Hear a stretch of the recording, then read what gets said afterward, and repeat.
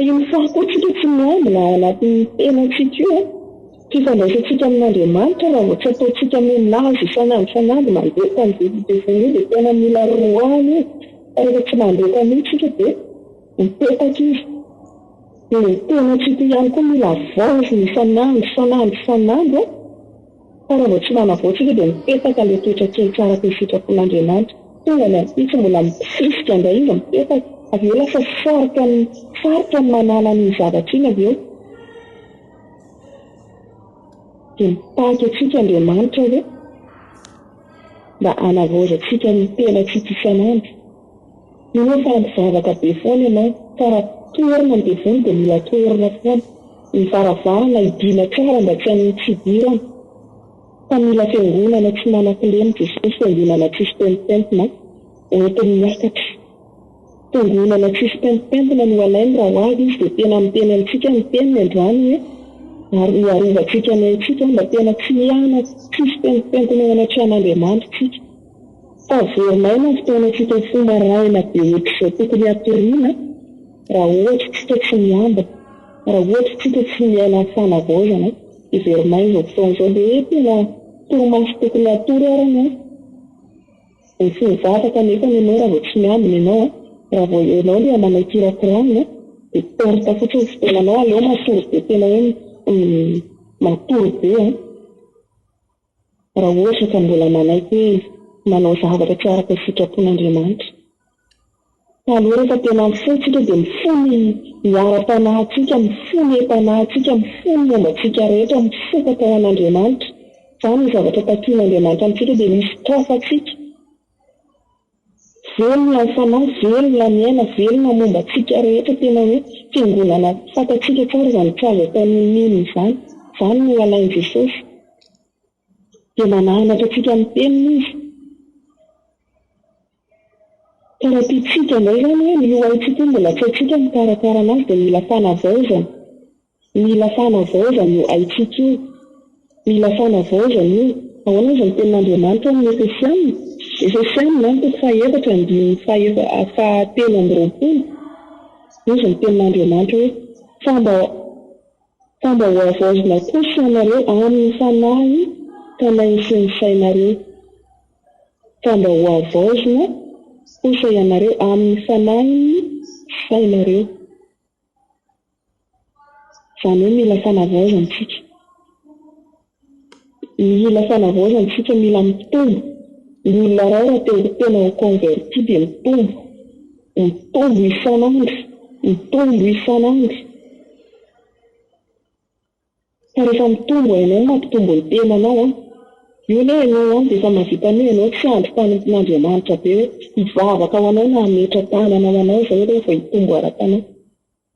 Fa ny tenanao mihitsy ny tena misisika izao amin'ny alalan'ny vavaka, amin'ny alalan'ny tenin'Andriamanitra sy ny famakiana Baiboly ireny tena fanokafana tena manokatra tsika ireny fifandraisana amin'Andriamanitra. Rehefa hoe ny ataontsika betsaka dia mivoana dia mitombo ny ara-panahintsika dia mahatonga antsika ho converti ao anatrehan'Andriamanitra. Ka noho izany dia milintsika tena hoe mandeha tena ao anatrehan'Andriamanitra. Mila miaina fanavaozana. Mila io haintsika io izany raha vao tsy haintsika mikarakara an'io, raha vao tsy haintsika mitondra an'io hain'io dia mety mampandeha tena ihany. Fa ilay aina tena mila karakarana. Fa ilay soratra masina manko tena mazava be mihitsy ny ilay ainareo. Aoka samy tanteraka tsy manatsiny eo masin'Andriamanitra ny haintsika. Dia tena mitaky ny haintsika Andriamanitra. Mba tena ho converti ho haintsika io tsy ilay olona masika amin'ny zavatra tsisy dikany sika hoe tsisy inona akory zavatra tokony ilamina be dia lasa mampifamaly. Zavatra tokony ilamina be dia lasa miteraka fialonana, miteraka zavatra tsy araka ny sitrapon'Andriamanitra. Moa fanambaniana izany rehetrarehetra izany dia tsy araka ny sitrapon'Andriamanitra. Fa na efa miteny tsika hoe tsika tena efa converti ny ara-panahintsika, mila converti koa ny haintsika. Dia mitaky amintsika Andriamanitra. dia mivatana indray resakitsika teny fanahy ny fanahintsika izany rehefa mandray an'Andriamanitra dia velona rehefa manolo tena ho an'i Jesosy tsika dia miova amin'izay rehefa manao batisy tsika dia miova amin'izay ny aintsika tena hoe mila fanavaozana isanandro mba ho converti ao anatrehana dia ilay vatana tsika io mifandray amin'ilay aina ihany. Ny vatana indray dia misy an'ilay fijery zavatra azontsika avy amin'ny maso mamotika tsika. Zavatra reny sofintsika io dia mamotika tsika rehefa tsy mitandrina tsika. Izay ilay hoe vatana. Misy fifandraisana amin'ilay nofo izy amin'ilay aina fa ny zavatra momba ny vatana indray dia surtout ny vava. Eo amin'ilay 5 sens izany izy ny vava, ny maso, ny sofina, ny fo avy amin'ireo indray mamotika tsika tsika tsy converti ihany koa. Ohatra hoe maheno zavatra tsika misy olona any ambadika any mifosa dia enao ilay anaranao maheno ianao zavatra hoe momba ny anaranao dia iny ny fonao dia lasa taitaitra, iny ny sainao dia tena tonga dia potika any amin'ny sainao, potika any amin'ny fonao any izany indray hoe anaraka fatonenao dia lasa manimba ny tanànao izay zavatra izay satria lasa any. Nefa n'izay izay zao dia vao tsy mandinika tsara ny olona iray raha tsy mitandrina tsara ny olona iray ny fomba fiainoana dia potika. Fa raha mahay mihaino ohatrozy ny tenin'Andriamanitra ny Deutéronomie any, raha mahay mihaino feon'i Jehovahandriamanitra ianao izy dia manino dia ho ambinina amin'ny rehetrarehetra. Dia tsika izany raha mahay mihaino dia mitondra fanambirana ao antsika iny. Fa raha tsy mahay mihaino tsika dia mitondra fahampitehana amin'ny fiainantsika iny. Dia tadiditsika tsara fa ny zavatra ianao ny sofintsika io zavatra ianao ny sofintsika io na iny avy amin'Andriamanitra na iny avy amin'ny devona. Mila mahay mihaino feo tsika. Fa raha vao miteny ilay olona izay hoe mila fantarina tsara ny olona miresaka aminao ary ianao izany tena mila misokatra mihitsy rehefa misy olona miresaka aminao. Fa na iny tena zavatra avy amin'Andriamanitra ny entin'ny olona hoe andinianao tena na iny amotika ny fiainanao, amotika anao. Dia mila rehefa mihaino tsika, rehefa mihaino misy olona izao ny teny tonga hiresaka aminao, mila ataonao vonona tsara ny tenanao hoe tena hainao mandray an'ilay resaka, tena hainao mandray an'ilay resaka hoe tena marina ve fa ilay resaka rivotra fa ilay resaka misy zavatra tokony ho raisinao. Izany hoe eo amintsika mihitsy izany mila mandinika ny fomba fiainontsika mihitsy.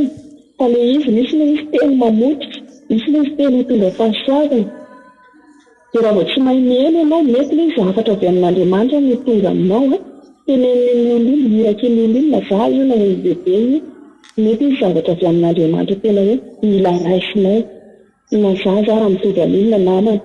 Fa misy indray izy mila ianona tsara hoe iny tena tsy avy amin'Andriamanitra izany. Izany hoe rehefa mirehitra ny ara-panahintsika, rehefa mirehitra tsika miconnecte amin'Andriamanitra, miconnecte amin'ny Jesosy dia haintsika hoe tsy teo avy amin'Andriamanitra izany. Dia io sofi-panahintsika io mila misokatra.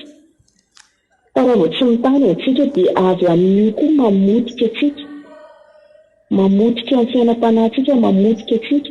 Raha vao tsy converti tsara tsika dia tsy haintsika iny dia na tsy aza ny fahasoavana tokony ho raisinao na ianao potika. Dia mila mahay mihaino tsara. Eo rehefa hiresaka amin'ny olona iray na andeha hiaraka amin'ny namana na hoe ao ampiasananao ao dia mila raisina tsara.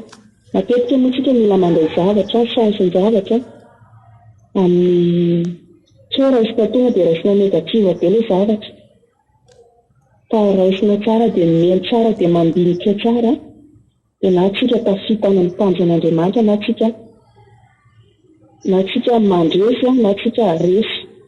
Izay hoe mba tonga tsika andresy dia mila mahay mihaino tsara hoe inona ilay resaka, inona ilay zavatra tenen'ilay olona mitondra soanavy efa mitondra soanao ilay zavatra dia rasitra tsara inona tsara rehefa hamotika anao ilay zavatra fantatra hoe tsy avy amin'Andriamanitra fa namasina mampafantatra antsika an'izany esprit de discernement mila ananantsika izay fa raha vao izay tsy ananantsika dia lasitsika tsy converti tsara io sifitsika io nefa n'Andriamanitra tena mitaky antsika mihitsy mba tena convertitsika ahiheny tsara ny feo an'Andriamanitra misy ilay feo telo ny feo an'Andriamanitra dia ilay feo maha-olona atsika dia ilay feo an-devoly dia anjaratsika ny tena mahay manokatra tsara hoe feo ny fanahy masina izany tsika mba ahaizantsika mihaino tsara n'ilay feo dia ilay masontsika indray io masontsika io koa mamotika atsika io raha vao tsy mitandrina tsika amin'izay moa dia tena ny filamin-maso tena hoe betsaka ilay filamin-maso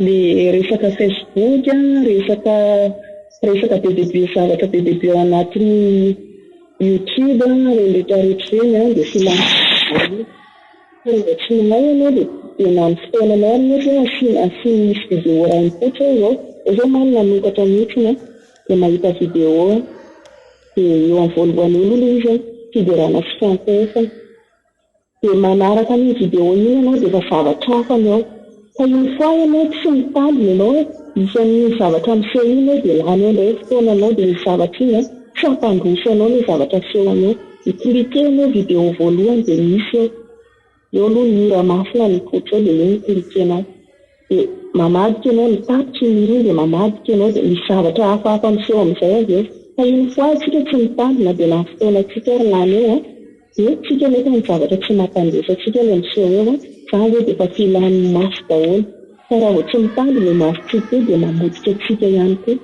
raha vao tsy mitandrina ny vavantsika miteny surtout io vavantsika io hoe io vavantsika io ihany koa dia efa anisan'izany mamotika olona raha vao tsy mitandrina na mitondra fahasoavana ho an'ny olona dia tena mampianatra atsika Andriamanitra hoe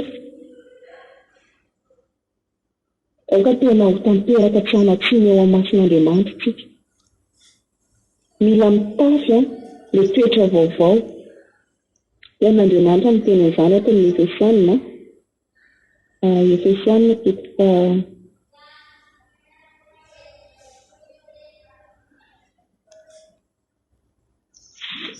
toko faefatra ambin'ny faefatra amin'ny roapolo eo ambanin'ilay vakitsika teo ary mba ho tafianareo ny toetra vaovao izay noforonina araka an'Andriamanitra amin'ny fahitsihana sy ny fahamasinana momba ny fahamarinana. Amen. Izany hoe mitaky amintsika Andriamanitra mba hanana toetra araka ny sitrapon'Andriamanitra tsika, hanana toetra mifanaraka ny sitrapon'Andriamanitra, mila fanavaozana tsika isanandro. Ireo toetra vaovao avy amin'Andriamanitra ireo dia mila tafiana. Tsika izany no olona hafa mihitsy aloha tsika rehefa tena dinihana, hafa kely mihitsy tsika amin'ny Jesosy ao. Tsy mitovy amin'izao tontolo izao, tsy mitovy amin'ireny olona be dia be any an-dalana ireo fa tsika hafa kely mihitsy tsika ilay mitondra herin'Andriamanitra, hafa kely mihitsy tsika ilay fiangonana ho ampiakarin'Andriamanitra. Dia tena hoe tia atsika Andriamanitra, mampianatra atsika Andriamanitra, manoro atsika Andriamanitra ny zavatra rehetra tokony ho ataontsika. Mila mitafy toetra vaovao araka ny sitrapon'Andriamanitra tsika, mila miaina ny fanavaozana ny fosiny saina isanandro tsika mba hahatonga atsika ho tanteraka sy mahitsy eo anatrehan'Andriamanitra, hahatonga atsika fiangonana tsisy kilemy eo anatrehan'Andriamanitra, hahatonga atsika ihany koa tena hoe olona ho alain'Andriamanitra raha ho avy izy. Omanina daholo ny fo, ny saina, ny vatana entana hitsenahana an'i Jesosy, fiangonana malaza hitsenan Jesosy eny amin'ny raha olon'anitra. Mila miomana tsika, tena hoe ilay haitsika tena hoe tsisika iny, iza miteny hoe dia izaho madio eo anatrehan'Andriamanitra, iza manaratsy hoe dia izaho tsy miheno fa izaho tena madio anatrehan'Andriamanitra. Izany mila nampiakarin'Andriamanitra, fa mila miomana tsika. Fa tsika raha vao tsy babon'i Jesosy tsika, ho an'i Jesosy ny amintsika rehetra dia lasa amin'ilay devoly ny manjaka. Fa izany tena mitaky amintsika Andriamanitra. Satria rehefa tsy Jesosy no baiko ny fiainantsika dia lasa ilay devoly ny manjaka eo amin'ny fiainantsika, baiko ny devoly tsika. Fa izany mamitaky amintsika Andriamanitra omany ny sainao, ny vatanao, ny fananao entinao hitsenan Jesosy. Aoka tena tsy hianatsiny ho anatrehan'Andriamanitra araka le teny izay nomeny antsika voalohany teo.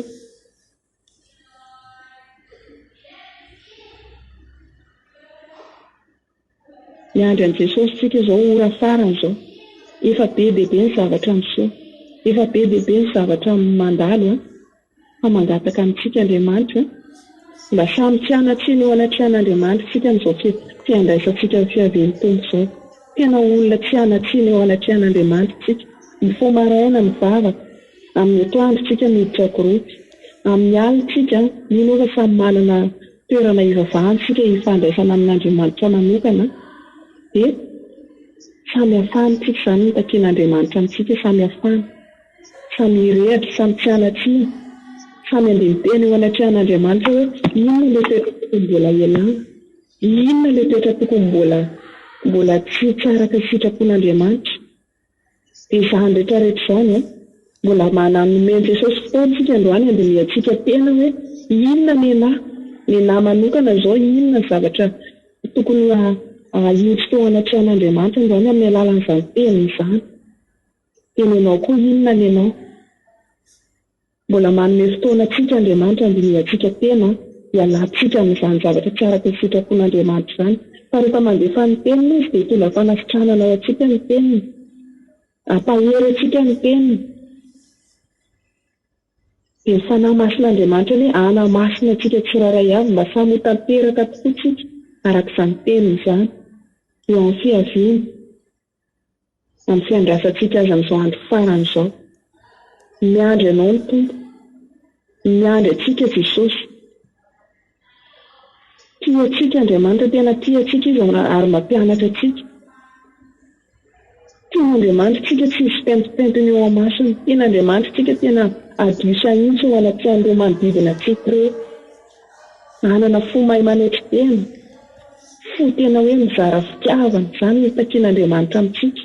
Tsy ho tsika mihitsy ilay izarana fitiavana na itsika ilay hoe misy olona netry teny ho anatrehantsika fa tsika zanak'Andriamanitra mihitsy. Raha mihaino tsara ianao tamin'ny fiankonfana teo dia miteny misy ny mpanompon'Andriamanitra izay nitarika teo dia miteny hoe mitsangana mihaza vao izy, tonga ny fahazavanao. Izany hoe fotoana izao tena mifanaraka mihitsy ilay tenin'Andriamanitra. Fotoana hitsangana antsika izao, fotoana hanomana antsika mandrakizay antsika izao, tsy fotoana fatoritoriana intsony, tsy fotoana hifanameloana sy hifanaratsiana intsony izao, fa fotoana izao hifoazantsika izao.